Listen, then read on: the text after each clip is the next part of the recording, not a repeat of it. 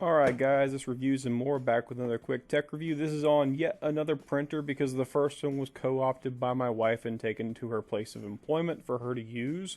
So now we have a slightly higher end printer from Canon as well. This is the Canon Pixma MX922. Now before we get to the review itself and the unboxing, please subscribe to my channel and give it a thumbs up if you like the video. And thanks for watching in advance. So this is the MX922 Pixma. This is basically Canon's printer series. This is a middle-end printer in my view. You have I have a video about the a Pixma on a lower-end scale, $35 printer. This one's in that $100 range at the top end. But this, I believe Canon's starting to phase this one out. Now, it's been in production for years and years and years. In fact, we have two of them. So the first one I purchased almost 8 years ago, and at that point the printer series was already a couple years old, so we're talking about a 10-year-old printer series. Now they've made some slight updates to it over time, so it's not exactly the same, but it's pretty daggone close. You have models that have the integrated printer head on the printer cartridges. This is not that model. This has a separate printer head, so there are other models of this printer available. Now the big thing is it is a clunky little beast, but it is effective. So we've had two of these printers because we like them so much, because we wanted one for what I do and one for what my wife does at home, because the one, again, my other printer was taken away. But essentially it's a good little printer, and by little I mean pretty big. The color quality is decent on copies. It is not perfect. This is not a perfect one-to-one photocopier.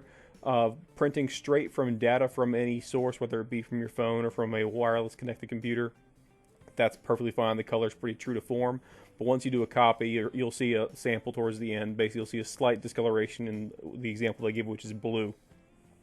Setup's fairly simple. So right here, you get to see all the glorious undoing of the plastic film around the entire system. Very inexpensive printer for what it is and for how long it's lasted us. Now, if you get one of these things, and you know, quality control being what it is, I don't buy the plans for them, but I make sure that whatever store I buy them from has a decent return policy, as well as when I commit to buying a piece of technology, I commit to using it heavily in the first 30 days or so. That way, if anything happens, jamming constantly, any problems that can occurs in that return period. So my advice with any electronics you purchase, especially electronics with a lot of moving parts, like say a printer, use the crap out of that thing. But you should burn through that first round of ink they give you in well within a month, just to make sure there aren't any problems with the printer itself. Now overall, again, really happy with the printer. We don't do a lot of photo printing with it, although I have done it in the past. It's decent. It'll be a little liney sometimes, so I mean it does not replace going to an actual Walgreens, Walmart, or a photo center at any given big box store, but it will get the job done if you're looking for a basic picture. I would say it probably prints better on standard paper than it does on photo paper. The basic setup's pretty simple. It's like any given setup, but the screen's nice as opposed to other lower end printers that don't have the full color screen. This one kind of gives you basic instructions on how to actually install the print cartridges. It's fairly simple.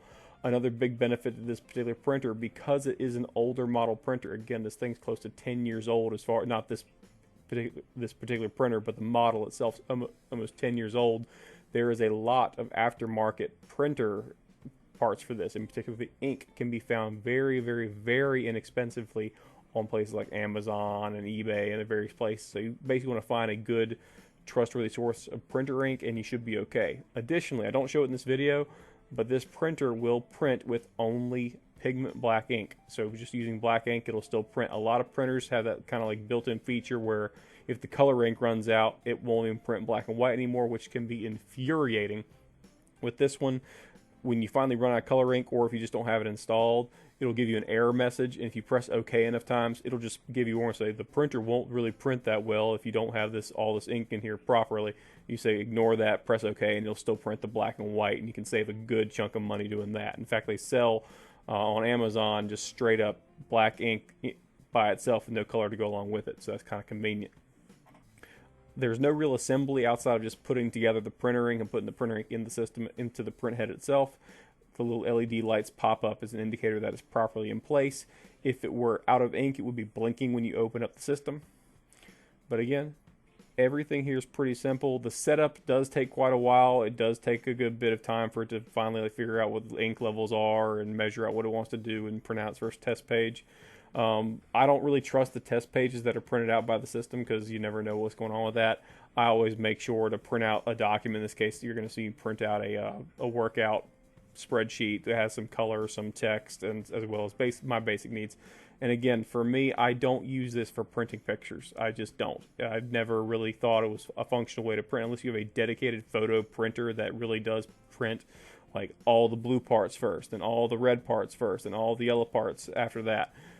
That's what a true photo printer will do. It basically lays on the 3 primary colors. These printers don't do that. They shoot out all the colors at once, and it gets liney. It's not done the same way as professional printing at like a studio would be done. So I don't make that expectation when I purchase these items. So the setup does take about 6 minutes. I think it's about 4.5 for when we did this, and I sped this video up to save some time. Effectively, the wireless setup, I use the WPS setup, so I just press the button. You can set it up with the actual code, which I do not do in the videos because there's no reason for y'all to know my codes, but it does function the exact same way. I've set them up. We have 2 printers. I set them up the exact same way both times. That does bring up a slight issue. I've yet to figure out a way to figure out how to tell if you like. And it's only me that would have this issue because I have 2 of these printers in one house now. The wireless has a different name, so each printer is a different name on the wireless to be discovered. So you got to figure out which one that is.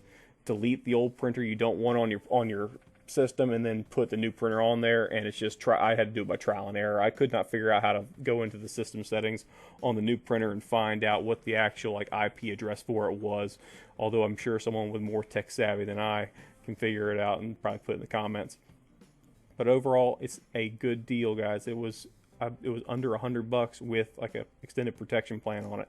And when I first purchased my old printer, which is just this printer just produced much earlier, it was about $150 to $180, depending on if you got it on sale.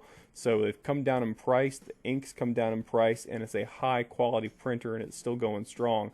I've had some jamming issues with my original one, nothing with this one really. I think I had one jam on the initial feed of paper, but that was about it, nothing too crazy. Since then it's been fine, and the other one's still going pretty strong. It's making a little more noise, I'll admit that. 10 years later, after moving 5 times from apartment to apartment to house, the printer has been jostled and banged around a little bit, so it's a little worse for wear at this point, but still spits out paper perfectly. I'm not used for mostly black and white printing anyway. But overall, it's a great product. You will print hundreds and hundreds. I've probably gone through thousands of pages of paper through one of these printers. And short of buying a toner-style copier printer system, this is going to be about where you want it to be. Currently, as you're watching, this is a test of the scanning versus it being printed straight. And you're going to see on the left-hand side the copy of the actual document, and then next to it the original. You do see some quality loss. So you see on the left-hand side, it's a little bit brighter and lighter. It doesn't have that deep, dark blue to it. So you do lose that with the copying feature. So don't expect it to be perfect. Again, overall, really happy with it. And thanks for watching, guys. If you have any questions, put them in the comments, and I'll respond to them as quick as I am able. Have a great day. Thanks for watching.